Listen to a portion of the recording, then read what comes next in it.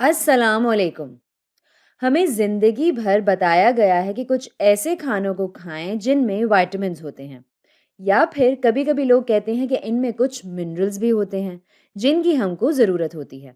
तो यहाँ पे वाज़ेह सवाल ये बनता है कि ये विटामिन्स हैं क्या, और ये मिनरल्स भी क्या हैं जिनके बारे में लोग बातें करते हैं। तो यहाँ पे सबसे बड़ा अहम ख्याल ये है कि कुछ ऐसी चीज़ें होती हैं जिनकी ज़रूरत आपके जिस्म को होती है, और कुछ देर में हम बात करेंगे कि हमारे जिस्म को इनकी ज़रूरत क्यों होती है। लेकिन हाँ, कुछ चीज़ें होती हैं जिनकी ज़रूरत हमारे जिस्म को होती है, और वो चीज़ें हमारा जिस्म नहीं बनाता। ऐसी बहुत सी चीज़ें हैं जो हमारे जिस्म को चाहिए होती हैं, और हमारा जिस्म वो खुद से बना भी सकता है, लेकिन कुछ ऐसी चीज़ें भी हैं जो जिस्म को चाहिए होती हैं लेकिन वो खुद नहीं बना पाता। अब ये जो चीज़ें हैं, जिनकी ज़रूरत होती है लेकिन जिस्म बना नहीं सकता, अगर ये ऑर्गेनिक है, और ऑर्गेनिक बस एक ख़ास नाम दिया हुआ है ये कहने के लिए कि अगर ऑर्गेनिक कंपाउंड्स हैं जिनमें कार्बन होता है, और ज़िंदगी में ज़्यादातर मॉलिक्यूल्स में बहुत से कार्बन्स होते हैं, इसी वजह से इनको ऑर्गेनिक मॉलिक्यूल्स कहते हैं। अगर ये चीज़ें ऑर्गेनिक हैं जिनकी ज़रूरत है जिस्म को लेकिन जिस्म खुद से नहीं बना पाता, हम इन चीज़ों को विटामिन्स कहते हैं। और कुछ आम विटामिन्स जिनके बारे में आप लोगों से अक्सर सुनते रहते हैं वो हैं vitamin A, vitamin D, vitamin E, vitamin के, विटामिन सी। और आप इन विटामिन्स को मज़ीद तक़सीम कर सकते हैं इस बात की बुनियाद पर कि अगरचे वो फैट में सॉल्युबल हैं या नहीं। मिसाल के तौर पर विटामिन ई, डी, ए और के। और एक बात और कहती चलूँ कि ये कोई बहुत बड़ी फ़हरिस्त नहीं है विटामिन्स की, ये सारे फैट सॉल्युबल हैं। अब इसका क्या मतलब होता है? सॉल्युबल होने का मतलब ये है कि आप इस चीज़ में डिज़ोल्व हो सकते हैं, तो ये फैट में डिज़ोल्व हो सकते हैं। और विटामिन सी है वाटर सॉल्युबल, यानी कि पानी में सॉल्युबल। अब जो वजह है जिससे शायद ये सब आपके लिए रेलेवेंट हो, यानी कि मुताल्लिक़ा हो, वो ये कि अगर आपको एक सेहतमंद ज़िंदगी गुजारनी है तो आपको इन सब विटामिन्स की ज़रूरत होती है। और ये फैट सॉल्युबल विटामिन्स, इनको ज़्यादा मिकदार में खाया जा सकता है, और चूँकि ये फैट में डिज़ोल्व हो जाते हैं, ये आपके सिस्टम में ज़्यादा देर तक रह सकते हैं। जबकि पानी में सॉल्युबल विटामिन्स आसानी से जिस्म से बाहर निकाले जा सकते हैं। अब सोचते हैं कुछ ऐसे खानों के बारे में जो आप रोज़मर्रा की ज़िंदगी में देखते हैं और खाते भी हैं, और जो विटामिन्स जिनके लिए ये जाने जाते हैं।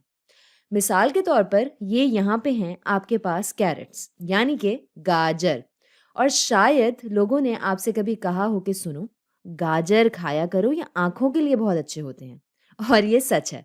लेकिन जो वजह है जिसकी बिना पर ये आँखों के लिए अच्छे होते हैं वो ये है कि गाजर में एक चीज़ पाई जाती है जिसको बीटा कैरोटीन कहते हैं, या बीटा कैरोटिन।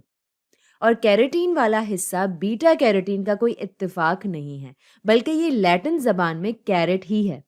और कैरोटीन्स ये पिगमेंट मॉलिक्यूल्स हैं जो गाजर को ये ऑरेंज रंग देते हैं। और जब आपका जिस्म एक बार बीटा कैरोटीन को कंज्यूम कर लेता है, यानी कि हज़म कर लेता है, ये प्रीकर्सर है विटामिन ए के लिए, जो कि आपकी आंखों के लिए बहुत अहम है, और बहुत सारी दूसरी चीज़ों के लिए भी जो आपके जिस्म में होती हैं। और प्रीकर्सर एक तरह से कहा जा सकता है इस चीज़ को कि जब आप बीटा कैरोटीन को कंज्यूम करते हैं, आपका जिस्म इसको तब्दील कर देता है विटामिन ए में, जिसकी इसको ज़रूरत होती है। ये ऑरेंजेस जो कि बहुत मशहूर हैं विटामिन सी के लिए, और जैसा हम कह चुके हैं पहले कि विटामिन सी पानी में सॉल्युबल है, ये बहुत कीमती है इम्यून सिस्टम के लिए। और ऐसी सूरत हाल में जहां आपको बहुत ज़्यादा कमी होती है विटामिन सी की, आपको स्कर्वी नाम की एक बीमारी हो सकती है। ये स्कर्वी आजकल ज़्यादा आम नहीं है, लेकिन कई सौ साल पहले सेलर्स को अमूमन स्कर्वी हो जाता था क्योंकि उनकी ग़िज़ाएँ बहुत महदूद होती थीं।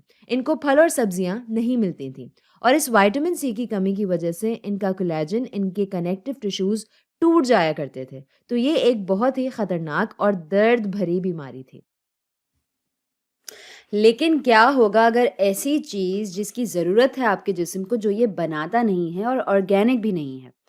तो ये वो चीज़ें होती हैं जिनको हम मिनरल्स कहते हैं। और बिल्कुल ये लफ्ज़ मिनरल्स, इसको जियोलॉजिकल सेंस में भी इस्तेमाल किया जा सकता है, लेकिन जब बायोलॉजी की बात होती है तो इसका ये मतलब होता है। اور زیادہ تر عام منرلز وہ اصل میں ایلیمنٹس ہیں جو آپ ایک پیریوڈک ٹیبل میں دیکھتے ہیں، جیسے کہ فاسفورس۔ میں صرف ان کا سمبل لکھوں گی: فاسفورس، پوٹاشیم، کیلشیم، میگنیشیم اور آئرن۔ اور یہ پوری فہرست نہیں ہے، لیکن یہ سب بہت ضروری ہیں آپ کے جسم کے لیے۔ جیسے جیسے ہم بائیولوجی کی پڑھائی میں آگے بڑھتے رہیں گے، ہم دیکھیں گے کہ فاسفورس کی کیا اہمیت ہے اے ٹی پی جیسے مالیکیولز میں۔ یہ ڈی این اے اور آر این اے میں بھی بہت اہم ہے۔ آپ دیکھیں گے کہ کیلشیم صرف آپ کی ہڈیوں کے لیے ہی ضروری نہیں ہے، بلکہ مسل کانٹریکشنز کے لیے بھی بہت اہم ہے۔ سگنلز کو نیورونز میں نیچے بھیجنے کے لیے آپ کو پوٹاشیم اور سوڈیم کی بھی ضرورت پڑے گی۔ یہ میگنیشیم بھی بہت اہم ہے مسل کانٹریکشنز کے لیے۔ یہ آئرن، یہ آپ کے ہیموگلوبن میں پایا جاتا ہے۔ یہ اجازت دیتا ہے آکسیجن کو ٹرانسپورٹ کرنے کی آپ کے بلڈ سٹریم میں اور ریڈ بلڈ سیلز میں۔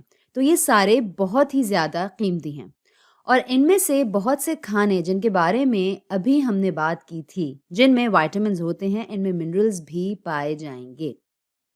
مثال کے طور پر گاجر میں صرف بیٹا کیروٹین ہی نہیں بلکہ پوٹاشیم بھی پایا جاتا ہے، جو کہ بہت ضروری ہوتا ہے نرو فنکشن کے لیے۔ دودھ جیسی چیز جس میں وائٹامن ڈی ہوتا ہے، اس میں کیلشیم جیسے منرلز بھی پائے جاتے ہیں، جو کہ آپ کی ہڈیوں اور مسلز کے فنکشنز کے لیے بہت ضروری ہوتے ہیں۔ تو یہاں پہ اہم خیال یہ ہے کہ وائٹامنز اور منرلز یہ دونوں وہ چیزیں ہیں جن کی آپ کے جسم کو ضرورت ہوتی ہے، جو کہ یہ خود سے نہیں بناتے، اور ان کو ہم بار بار بائیولوجی میں دیکھیں گے۔ تو آنکھیں کھلی رکھیے گا۔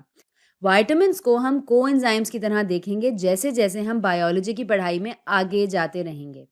وہ چیزیں جو سہولت فراہم کرتی ہیں سیل کو فنکشن کرنے میں، اور منرلز کو ہم سیل کے پاور ہاؤس میں، ڈی این اے میں، مسل کانٹریکشن میں، اور ہڈیاں کیسے بنتی ہیں اس میں، ہیموگلوبن میں اور نرو فنکشن میں بھی دیکھیں گے۔ تو آج کے لیے اتنا ہی۔